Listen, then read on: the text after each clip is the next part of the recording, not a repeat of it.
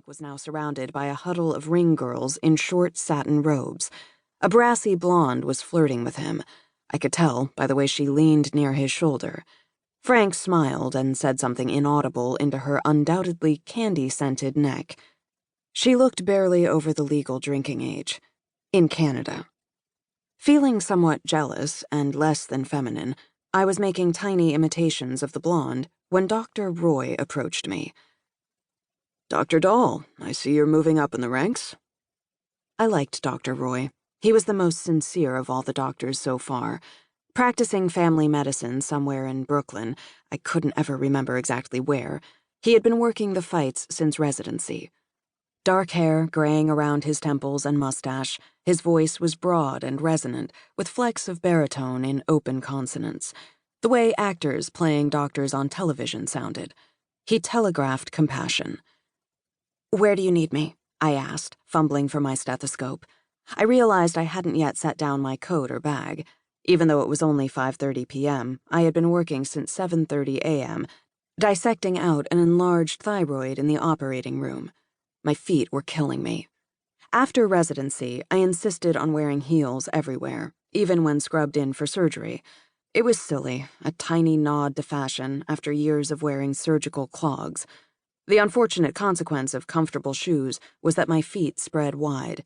2 years in, I was still working on fitting my toes into pointy, supposedly sexy shoes. Meet me in the back, Dr. Roy said. We can finish up the pre-fight checks. Curtis is fighting, so it's going to be quite the crowd. He wore the same tweed suit I'd seen him wear at every fight, and he always looked at me the same way, studying me, the way he studied the boxers. Even though he wasn't the main event, Curtis Stevens was the real reason everyone was there. A Brooklyn-born street fighter, he'd overcome a difficult childhood and was now a local favorite. Most fighters had one on-screen persona and another for off-screen, but with Curtis, it was always the same. He was angry, an anger that was buried deep in his dark brown eyes. He was competing in the super middleweight class, so he had to keep his weight around 164 pounds. On his 5'7" frame, that meant he was allowed some marbling to his muscles and excess water weight, so he didn't have to fight so lean. When I walked into his room, he wasn't alone, which wasn't unusual.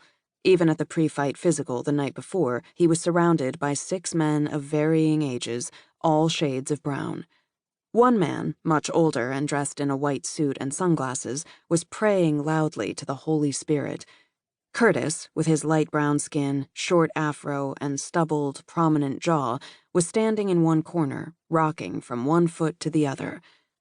"Can I take your blood pressure?" I asked. Expressionless, he held out his arm and stopped rocking. I pumped up the cuff and listened for his pulse. 90/50.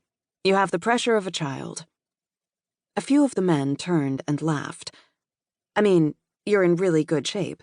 Your pressure is really low," I said. But it didn't matter. I had made him look bad in front of his people, and I couldn't take it back. Curtis glared at me but didn't speak. "Okay, well, see you in the ring," I said, trying to escape as quickly as possible. The men were still laughing when I left the room.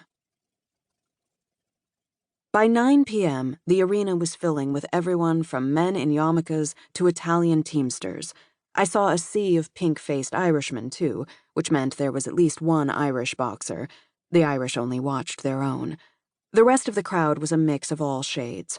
One thing they had in common was that they were male, and already quite drunk.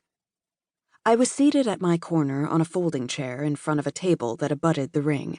To my right were the stairs that led up to the ring. To my left was Frank. My eyes were level with the stage, so I could have the most accurate view.